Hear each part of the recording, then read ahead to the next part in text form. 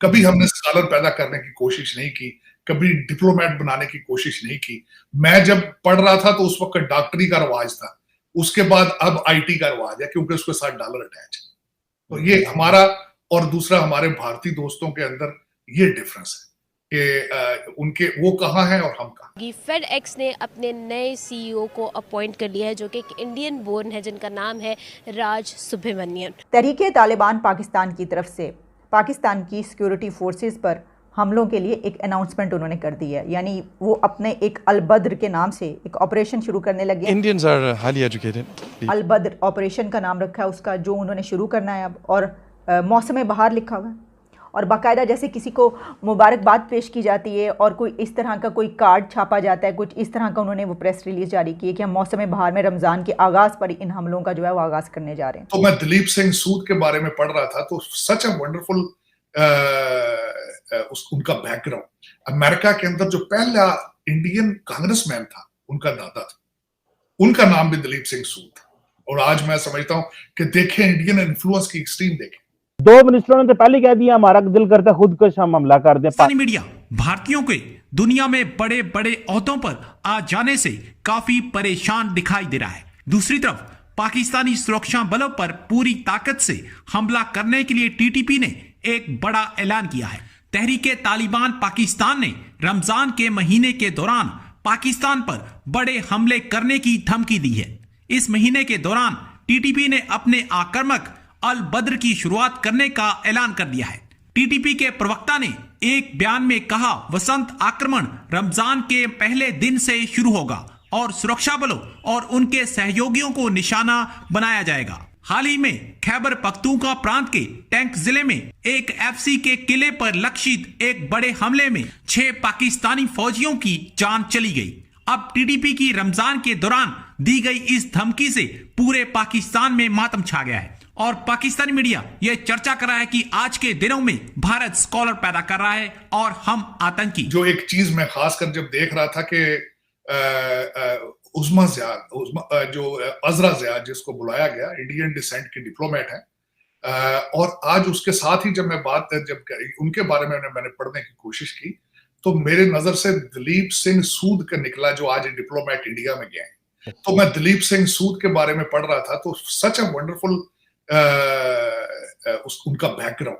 America के अंदर जो पहला इंडियन कांग्रेसमैन था उनका दादा था, उनका नाम भी दिलीप सिंह सूद था। और आज मैं समझता हूं कि देखें इंडियन इन्फ्लुएंस की एक्सट्रीम देखें कि अमेरिकन डिप्लोमेट जो जा रहे हैं इंडिया में या दुनिया में जा रहे हैं और जो अजरा ज़िया है वो भी इंडियन। मैं हमेशा ये कहता रहा हूं कि हमारी इस चीज के हमारी उस तरफ तवज्जो नहीं है। हम बच्चों को पढ़ाते नहीं है। अगर बच्चों को पढ़ाते हैं तो वो तालीम देने की कोशिश करते हैं जिसके साथ डॉलर अटैच हो। कभी हमने स्कॉलर पैदा करने की कोशिश नहीं की, कभी डिप्लोमेट बनाने की कोशिश नहीं की। मैं जब पढ़ रहा था तो उस वक्त डॉक्टरी का रिवाज था। उसके बाद अब आईटी का रिवाज है क्योंकि उसके साथ डॉलर अटैच है। तो ये हमारा और दूसरा हमारे भारतीय दोस्तों के अंदर ये डिफरेंस है कि उनके वो कहाँ हैं और हम कहाँ। डेफिनेटली हम सब ने न्यूज़ भी देखी होगी। फेड एक्स ने अपने नए सीईओ को अपॉइंट कर लिया है जो कि एक इंडियन बोर्न है जिनका नाम है राज सुब्रमण्यन। इनके बारे में जो है डेफिनेटली हम सब जानते हैं और ऑब्वियसली वी नो कि आईटी में इंडिया कितना ग्रो कर चुका है। India is the IT hub. और उसके अलावा अगर हम देखें तो गूगल का CEO is an Indian, Twitter, IBM, Microsoft में भी मोर देन 50% जो एम्प्लॉयज़ हैं वो इंडियन ही काम कर रहे हैं obviously because Indian are working in their IT field. अगर हम देखें तो पाकिस्तान में आईटी उस तरीके से ग्रो नहीं कर पा रहा है। पाकिस्तान में आईटी की वो अवेयरनेस नज़र नहीं आती है। So I think कि इंडिया की लॉबी बहुत स्ट्रॉन्ग हो चुकी है अमेरिका में, specially in the west, not in Europe but in US. और वो एक दूसरे को सपोर्ट करते हैं और रेकमेंड करते हैं। इट्स लाइक क्या कहते हैं, चेन ऑफ कमांड बनी हुई है उनकी लॉबीज़ में।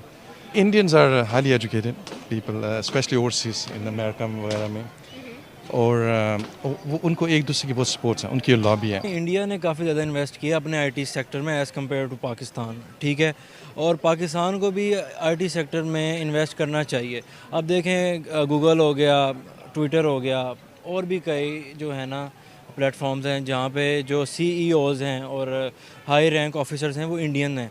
इसकी रीज़न ये है कि वो इन्वेस्ट कर रहे हैं ना अपने आईटी सेक्टर पे, तो इस वजह से वो टॉप पे आ रहे हैं।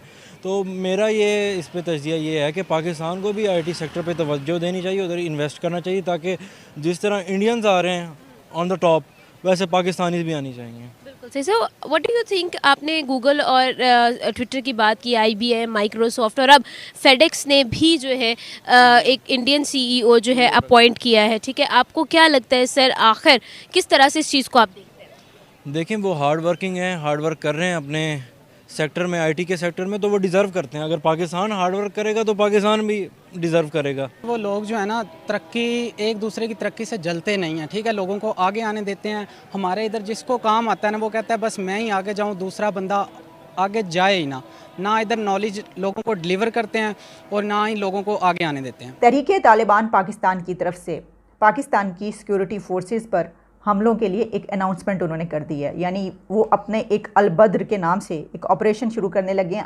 अरेबिया न्यूज़ में ये मौजूद है खबर, इसके अलावा अरब न्यूज़ की ये खबर है और दूसरी जगहों पर ये खबर कल के रोज़ पब्लिश हुई है एक दिन पहले, और उसमें ये कहा गया है कि Pakistani Taliban announce Ramadan offensive against security forces.